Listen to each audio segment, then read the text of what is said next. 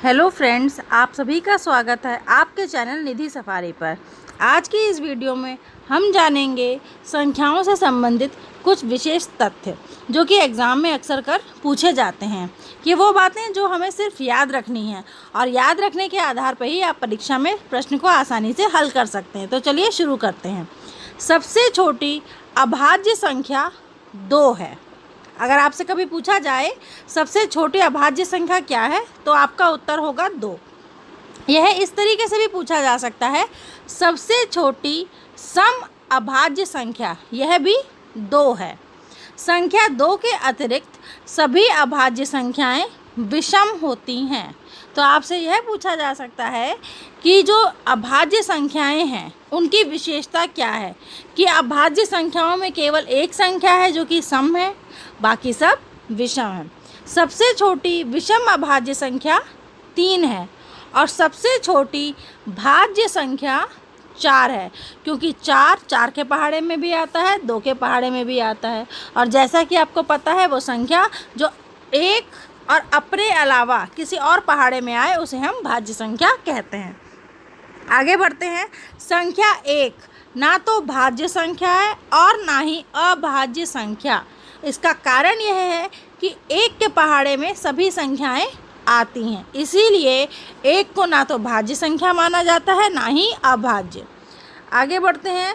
संख्या 1 से 100 तक कुल 25 अभाज्य संख्याएं होती हैं।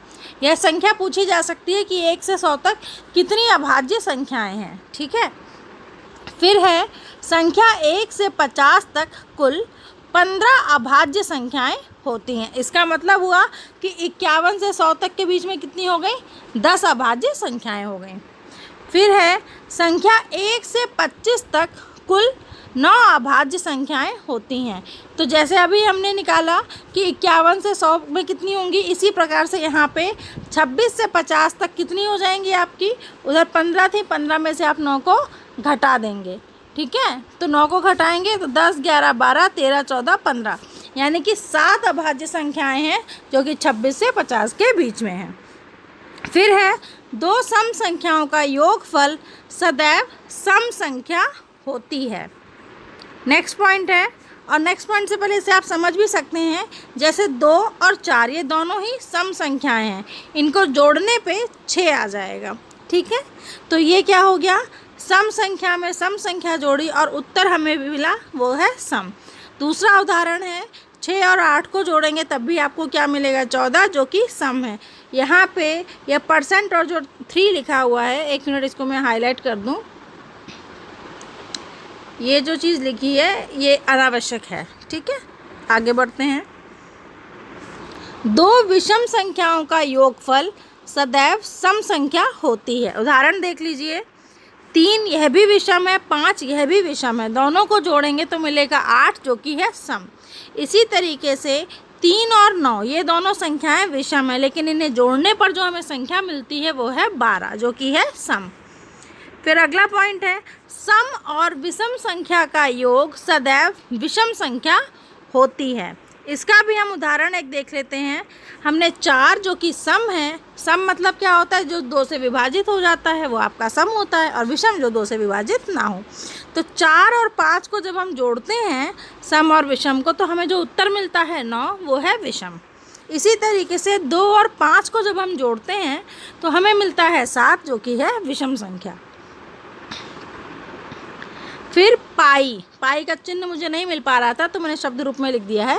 पाई एक अपरिमेय संख्या है, किंतु पाई का मान यानी कि 22/7 एक परिमेय संख्या है।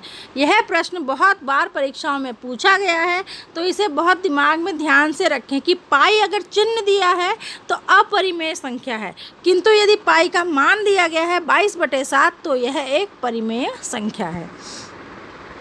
और संख्या 1 ना तो भाज्य है और ना अभाज्य, ये तो आपको बता ही चुके हैं। ऐसी संख्या जो अभाज्य हो एवं सम संख्या हो वह केवल 2 है। ये भी हम पॉइंट डिस्कस कर चुके हैं। वे 2 अभाज्य संख्याएं जिनके बीच केवल एक सम संख्या होती है अभाज्य जोड़ा कहलाती है। जैसे 5 व 7, क्योंकि 5 और 7 के बीच में जो संख्या है वो है 6, जो कि है सम। 3 व 5 इनके बीच में जो संख्या है वो है 4। 11 व 13 इनके बीच में जो संख्या है वह है 12, और जो कि क्या है, सम है। ठीक है। इसी तरीके 17 व 19 के बीच में 18, और 29 व 31 के बीच में 30। तो ये आपकी संख्याएं जो हैं ये अभाज्य जोड़ा कहलाते हैं। सभी प्राकृत संख्याएं पूर्ण, पूर्णांक, परिमेय एवं वास्तविक होती हैं। सभी पूर्ण संख्याएं पूर्णांक, परिमेय एवं वास्तविक होती हैं। इसके बाद है सभी पूर्णांक, परिमेय एवं वास्तविक होते हैं, और सभी पूर्णांक, परिमेय एवं अपरिमेय संख्याएं वास्तविक होती हैं। ये देखिए संख्याओं के बारे में जानकारी दी जा रही, क्योंकि इससे संबंधित आपके सामने सवाल आते हैं परीक्षा में, जो कि हम प्रैक्टिस वाली जो वीडियो होगी उसमें कवर करवाएंगे। ठीक है, पहले आप जानकारी एकत्रित करिए, इसके बाद ही तो सवाल कर पाएंगे। फिर है अभाज्य यानी कि ऋण एवं यौगिक सम तथा विषम संख्या होती हैं। सभी पूर्णांक, परिमेय एवं अपरिमेय संख्याएं, यहाँ पे कर्णात्मक की जगह ऋणात्मक होगा। ठीक है, ऋणात्मक एवं धनात्मक दोनों होती हैं। प्राकृत में आपका अभाज्य, यौगिक, सम एवं विषम एवं पूर्ण संख्याएं कभी भी ऋणात्मक नहीं होती हैं। भिन्न संख्याएं परिमेय होती हैं। 2 के अतिरिक्त सभी अभाज्य ऋण संख्याएं विषम होती। अभाज्य के लिए एक शब्द है ऋण, तो कभी आपसे एग्जाम में ऋण शब्द भी कहा जा सकता है। आगे बढ़ते हैं। 0 यानी कि शून्य ऋणात्मक एवं धनात्मक नहीं है। शून्य में किसी भी संख्या a का भाग देने पर शून्य आता है, अतः 0/a यानी कि आपको उत्तर मिलेगा 0। यहाँ पे a क्या है, वास्तविक संख्या है। इसका अर्थ यह हुआ कि शून्य को किसी भी वास्तविक संख्या से अगर हम भाग देते हैं तो उत्तर हमारे पास शून्य ही आता है। किसी भी संख्या में शून्य का भाग देना परिभाषित नहीं है, अर्थात यदि किसी भी संख्या में शून्य का भाग देते हैं तो भागफल अनंत आता है।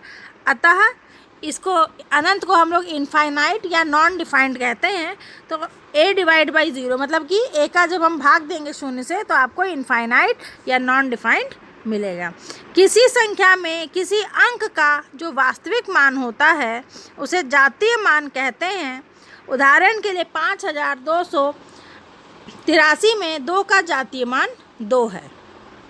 अगला पॉइंट है किसी संख्या में किसी अंक का स्थान के अनुसार जो मान होता है उसे उसका स्थानीय मान कहते हैं।